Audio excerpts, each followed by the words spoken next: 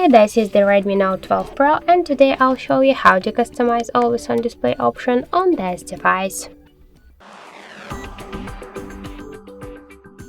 So to do that, we should first launch the settings application and tap to always on display and lock screen section.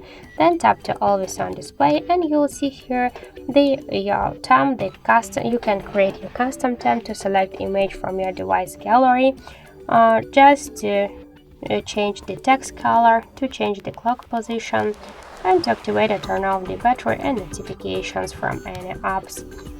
Also, we can go back and see here the different themes, the signature, analog, kaleidoscope, digital clock, and select another background. For example, let's use one from these available backgrounds.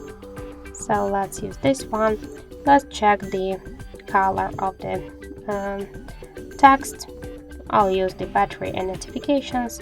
Then just tap to apply. We can see that this time applied successfully, so let's just check. And we can see that we just successfully customized the AOD option on our Redmi Note 12 Pro. That's it, thank you for watching, and if you find this video helpful, leave thumbs up and subscribe our channel.